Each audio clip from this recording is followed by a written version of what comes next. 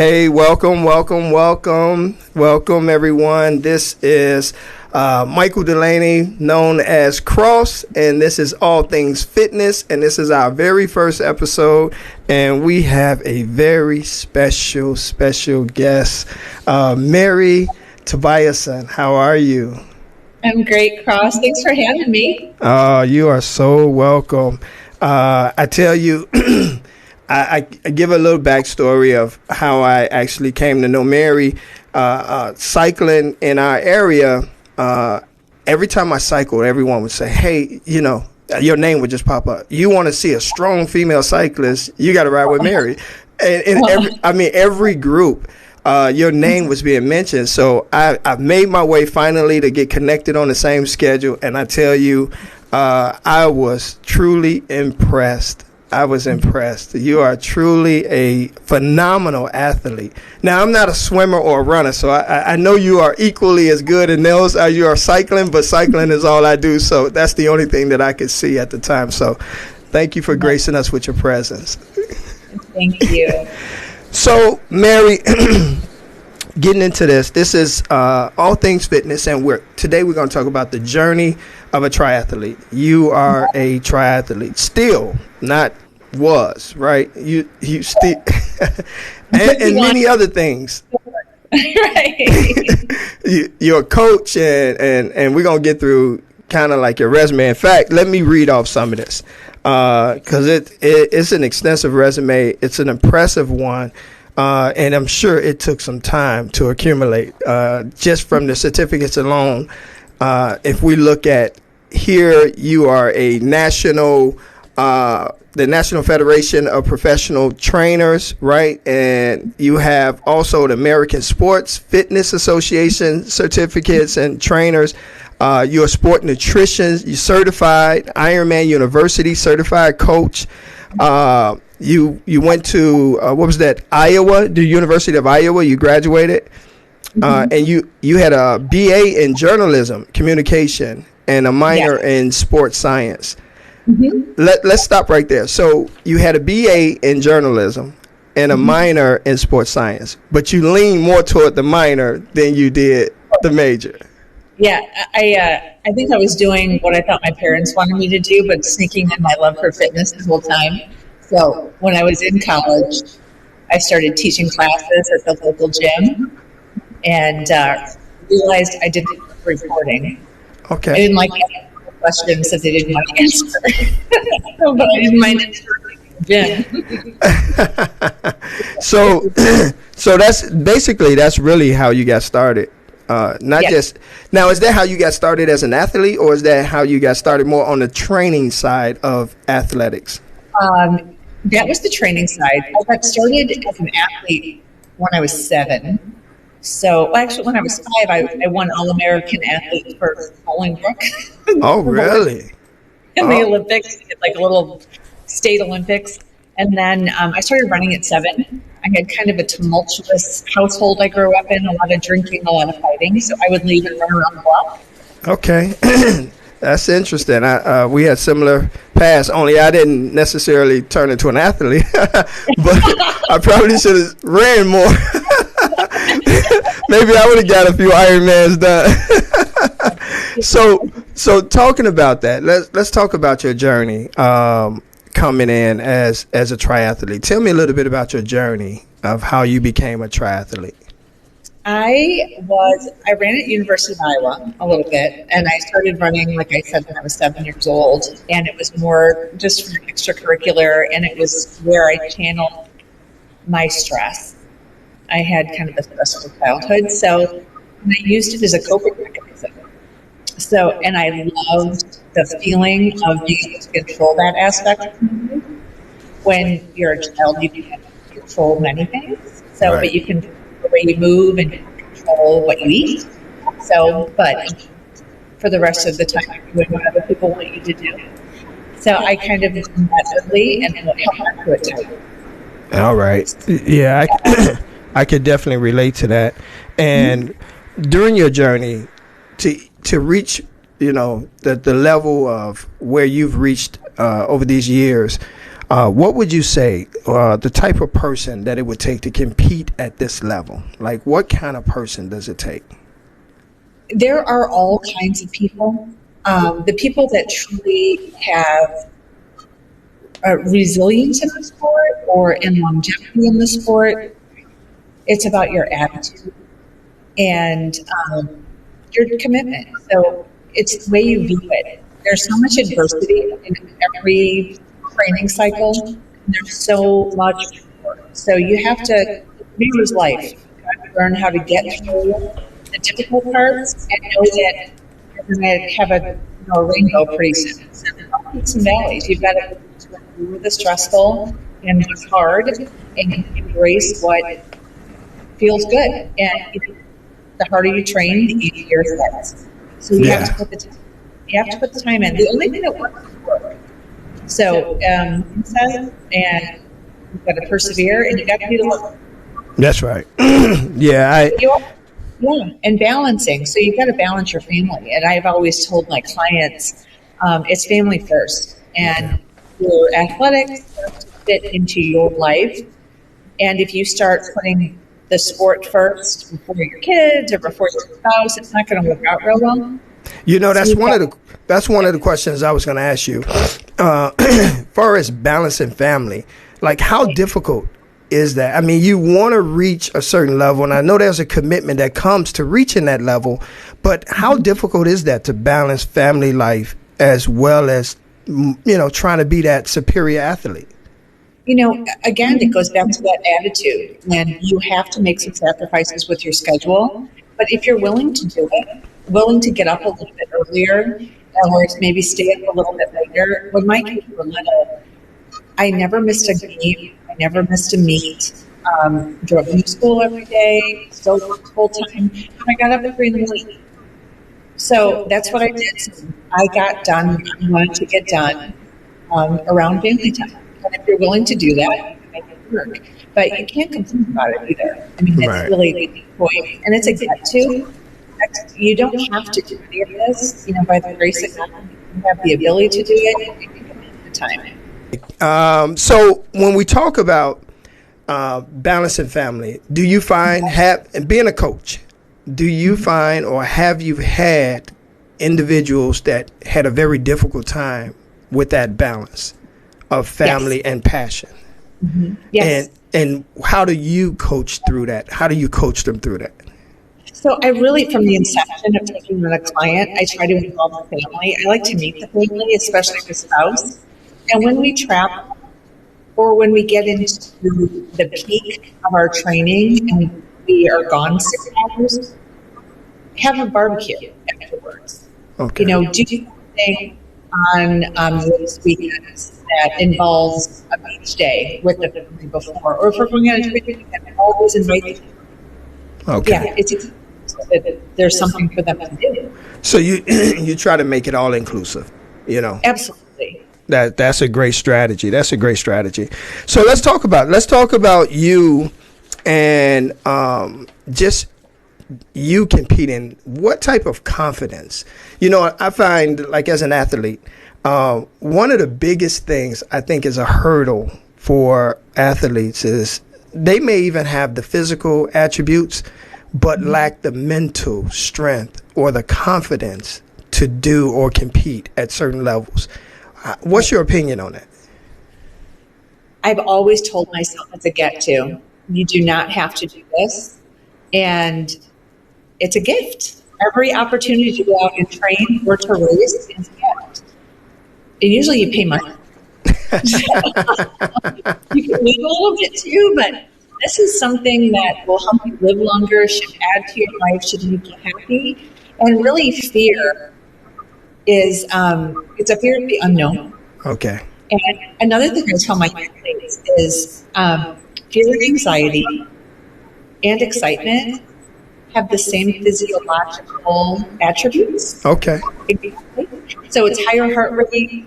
It's sometimes increased shaking, stress, adrenaline.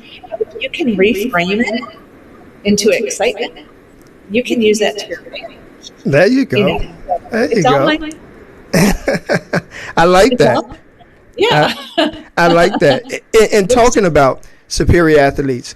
So here, I want to bring up this slide of Jean Frodeno and Anna Haug. And tell me, what is it that set athletes like this apart from, normal? I ain't going to say normal, but just what set them apart? Well, these two characters are both German, but is that what it is? it's Germany. All successful athletes have the right attitude and energy, and success is always where your genetics and hard work meet. I think one of the advantages, of course, of being a professional athlete is train every day, and you have the best coaches with every resource. So if you're genetically blessed and you put in the work, things are going to happen for you. So you would say there is an argument. I don't know if it's much of an argument, but how much does genetics play a part? So if I'm genetically gifted and someone is not as genetically gifted as I am, but yet work harder than I do, how does that balance out? Do you think the one that's genetically gifted still outperforms the hard worker? No, it's not outperform, but when you have that perfect balance of genetics and you'll put the work in, you're going to do great things. So everyone has a genetically predispositioned amount of each muscle fiber, which will dictate how much can you develop your endurance and power. So that's a thing. You can develop each muscle fiber to an extent, but genetically, you have more of one than another. So scientifically, you can take what you have. Let's say you have superior slow twitch. You're going to put all the work in, be able to go forever. Mm-hmm. So it's really is a mix of the two. Okay. So is that what sets? I guess in every sport you have those the Michael Jordans of the league, right? Not everybody's going to be a Michael Jordan, but that's not to discredit all those who are extremely gifted and has great success as well, right? The triathlon or cycling in any sport, you see that same thing. That's how you would measure it out? Yeah, and also it's so much mental. It's how do you deal with the peaks and valleys? How do you frame it? Are you sitting? Do you come home and say, "I had a terrible run, I'm going to take a week off"? Or are you going to come home and say, "I didn't feel that great today. I'm so glad I got the and tomorrow's going to be a better day." Right. And then that really determines your longevity and your success. You have to visualize positivity. So how long would you say a novice, someone's coming into the sport, inspiring to be a triathlete, how long does it take? I mean, I know it varies person to person and based off all those things we talked about, but in general, if they're coming in, what would you give them as an expectation? So there's 3 different distances, actually 4, of triathlon. There's a sprint, Olympic, half Ironman, or full Ironman. So anywhere from 3 to 12 months to get ready. And you have to look at the variables, and each athlete has deficiencies in different areas. Swimming's very technique-oriented, so we break it down into different parts of the stroke. It lies and give them correctives to get faster, more efficient, and run is part of conditioning, and cycling is conditioning, and as you know, process a lot of technique to cycling. Absolutely. So do you find out of the 3 disciplines, do you find in general one that people struggle with the most? Swimming. I kind of figured as much, but I wanted to hear from a trained coach. Swimming. Why is it swimming? There are just people fear the water. Okay. It's but however, it is probably the most technique driven of the 3 disciplines. Therefore, the most learned. Okay. It's. Therefore, the most what? Wait, say that again. The most what? learnable. Oh, learnable. Okay. So you break it down into different phases. And the biggest challenge I have with people is fear of drowning. And I feel It's like me. That would be me. And honestly, I was pretty much self-taught to swim. When Okay. I was 10, my brother was 5, he drowned. Oh, And I wow. we got stuck in the riptide in Lake Michigan. And I didn't get back in the water until I lost a pet and had to do my first triathlon in my mid-20s. Wow. So Wow. I taught myself to swim. Really? Mm-hmm.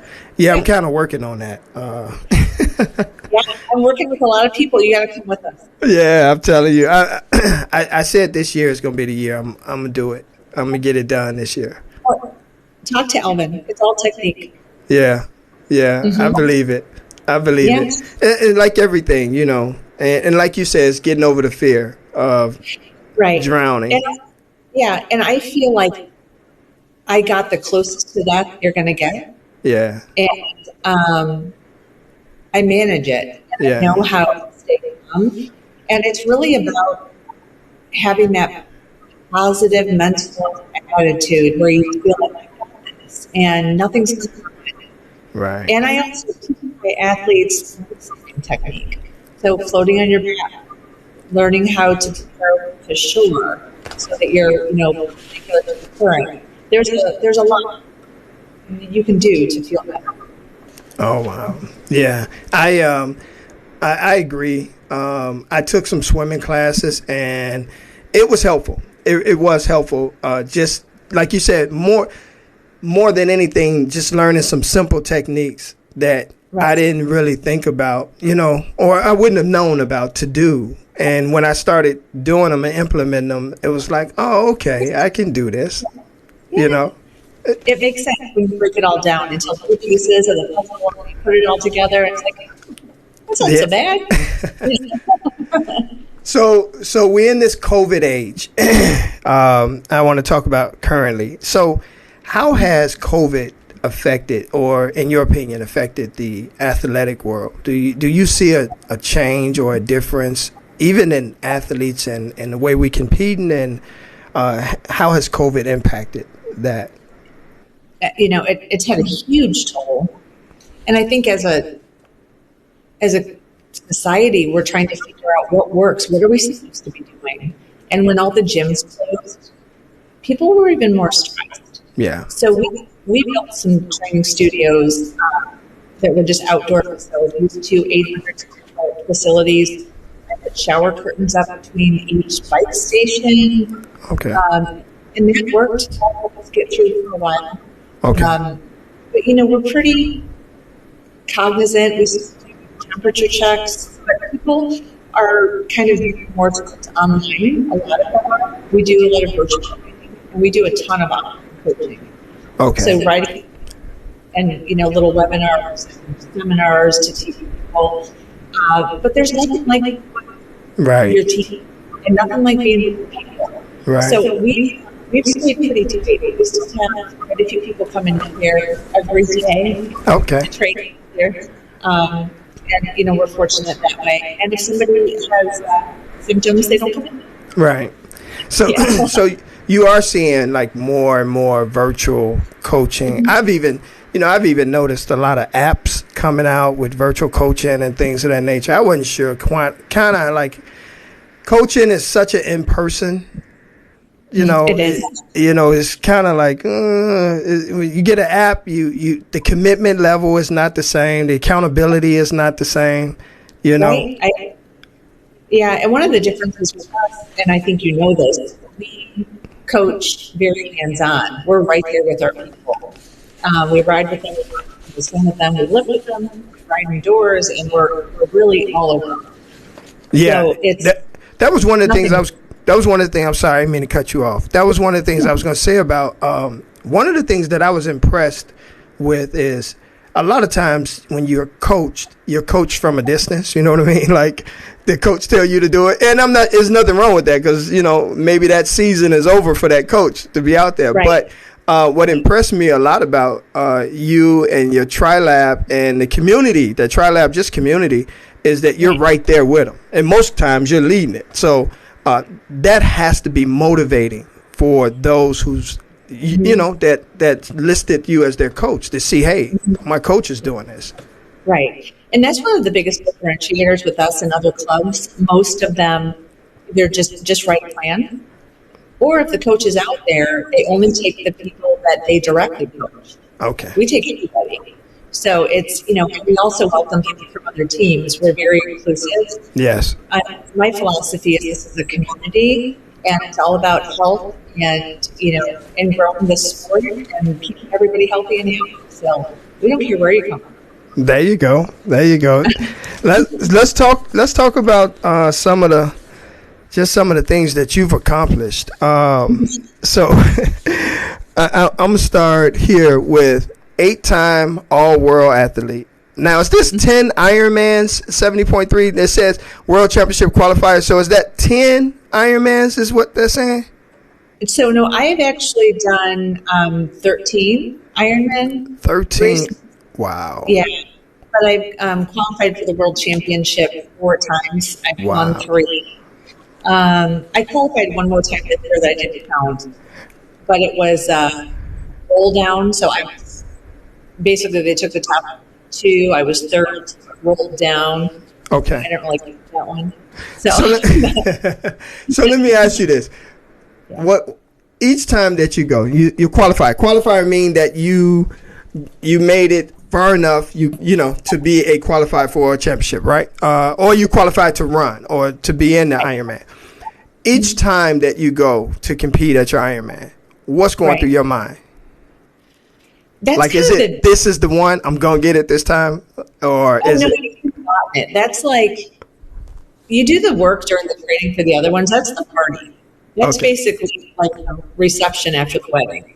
You don't never, like, I don't go to the World Championship and think, I'm going to win this. So I just enjoy the day, the very best. And I've always giggled because you go out for the trainings before and everyone's, on the road in Hawaii and nobody's super nice. They're like, everyone's so serious. I'm thinking, get on, smile, enjoy the day. It's and the first time I did it was beautiful. And you get into this swim, and it's called Bigamy Beach. It's like swimming in an aquarium. You can see these vibrant fish. You can just touch them and see the bottom. So we're getting out there deep into the ocean, and I see this octopus under me. And it's following me. It's upside down. It's got rough talons, and it was everywhere I went. So every breath I took, I was screaming. So the lifeboat stops and says, "What's wrong?" And I said, "There's an octopus under me." And they're like, "Oh my God." So they had somebody go down and they said, "It's okay. That's a cameraman." So it wasn't an octopus. I wasted a lot of energy screaming. It was so much fun. It's just it's a great sport. Oh wow! You have quite the extensive. You've done the marathon, Boston Marathon 4 times and 13 marathons altogether. Is that correct? I have, yeah. Now, I guess if I had to, and tell me if I'm wrong. Yeah. If I'm training for an Ironman, I'm almost training for a marathon. It's almost like you're training. You're not putting in so much extra work more than you just kind of rolling one event over to another because you're disciplined in 3 areas, right? Running, cycling, and swimming. Right. So is it during the same season that you do these, or is these different seasons? No, they're all the same season. So in any given week, let's say, I'll tell you just like now. Okay. My training schedule is Monday, hot yoga, and speed work in the pool. Okay. Tuesday, we'll teach classes here. So we have 2 hours of cycling, an hour of strength. We run. Okay. Wednesday is speed, pool, and speed on the track. And then we do on Thursday long runs, It's all of it, all the time. Okay, so that family part comes in where in that schedule? When the family's asleep, your butt's up doing that stuff. So this is where the getting up at 3 a.m. Our classes start at 4:30 in the morning. Oh, wow. Most normal people are asleep. And that's the sacrifice. You take a little 20-minute nap during the day, but it is a sacrifice. And you have to make a choice. Right. Are you going to do the work and do it so that it doesn't interfere with your life and can you stay awake and not corners? Right. So it's really, you got to want it. Yeah, I can relate to that. I can relate to that. When I, earlier in my life, I recall several times I have jobs, and I would always be the one that would volunteer for that earliest shift, because to me, while my family sleep, that's free time. You know what I mean? Right. So the sacrifice is mine. I would rather work as many hours while they sleep and be available when my children wake up than to work long in the afternoon to 4 or 5 in the afternoon. So I could agree with that, Right. And I think it also, you have to make that choice of, are you going to take good care of yourself? Right. So I don't encourage athletes to drink, of course. I mean, absolutely. Get the training in. And you got to eat well, because that determines how well you recover. Amen. That's right. So let's talk about that burnout. How real is burnout? It's different for everyone, and a lot of that, it's athlete centric. It's determined on what is your life like? What stresses do you have? Everyone's got their own stuff going on. So I get to know my athletes really well, so I can help them manage. But as you know, you don't know what's going on with anybody, and if they're balancing a marriage or an ill child or cancer or job loss, whatever it might be, if they include you in the process, you can mitigate it to the best of your ability. But it's about communication. But burnout, if you don't take a break, don't take a mistake, don't have an off season, it's going to happen. So off season for competing triathlete, what is that? Like, what is an off season? It's different for everyone depending on where you live. I mean, for us, it tends to be probably November through April. Right. Or March, because we're inside training, but we're working hard to move power, and there aren't as many practices. Okay. It's more let's work out, work all the variables. You're not under the gun on a detailed progression for a race. Okay.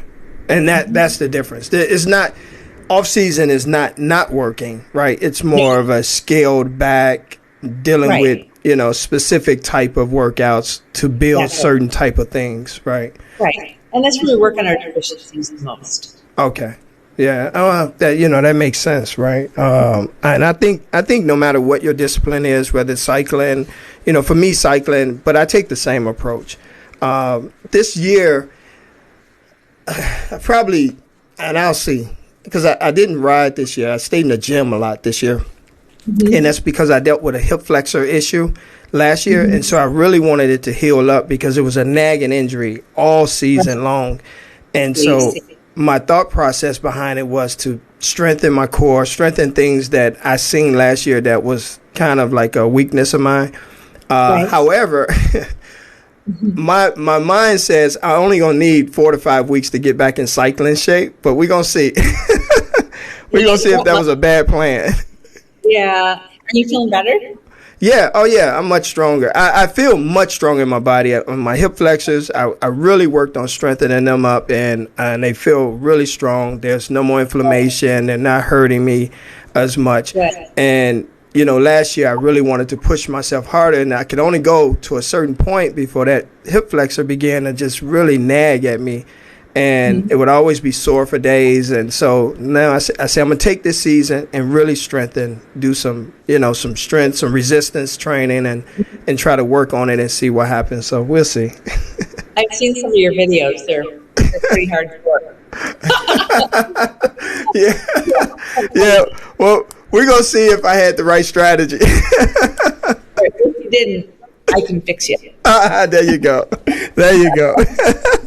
So as we winding up, again, I thank you so much for coming on and just, talking about your experiences and coaching, and tell us a little bit about what you're doing. I know you have Tri-Labs, and you got some other things that you're doing here, even outside of your businesses. But one, give information, how people can reach you, and especially, hey, listen, if you're looking for a great coach, and you're in the not even in the Naperville area, but if you're willing to travel, I suggest you really reach out to Mary.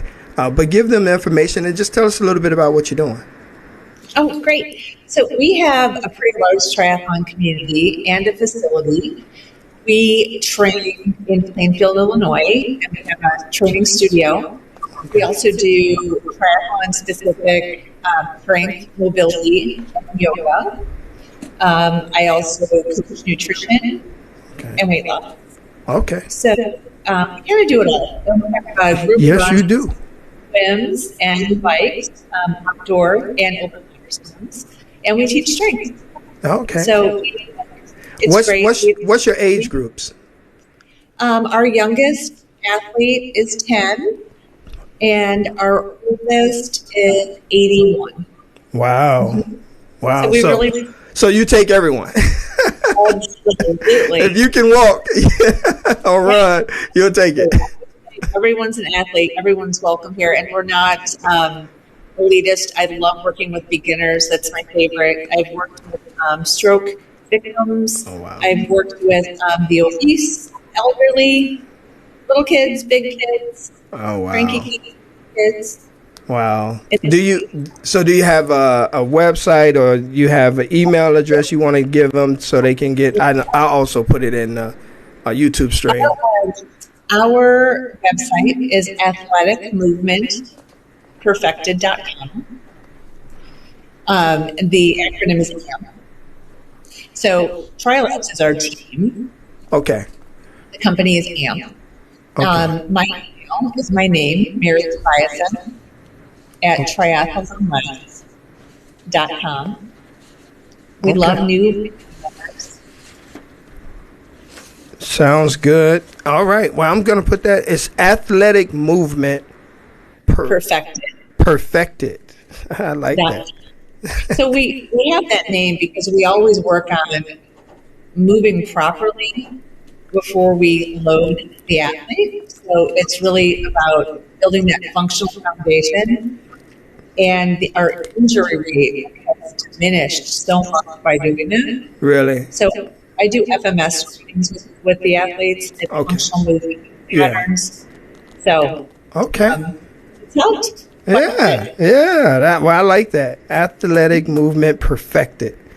You know that I don't think I'm not sure from a community as a whole if we truly appreciate how important it is to make sure your technique is correct. On the bike, off the bike, running, it makes no difference. Form is everything. Absolutely. Yeah, and if you're underdeveloped in the foundation, you will get hurt. Yeah. So you find out, that your hip flexors were cranky, so it was probably lower abdominals for you and back. So it's always a domino effect. And you figure out the pattern that's deficient and you iron it out. There you go. All right, guys, y'all heard it from the coach, Mary. You say what? Thank you so much for having me. Oh, no, thank you. I appreciate it again. I appreciate you coming on. Phenomenal interview, and we definitely going to have you back. Great. This episode 1, so, Look forward to seeing you on the road, my friend. Oh, that's for sure. This season's going to be a great season. I can't wait. Thank you again, Mary. Thank you all. Catch us again on the next podcast. This is All Things Fitness Podcast. This is your boy, Roland Cross, a.k.a. Cross, and I'll see you next time.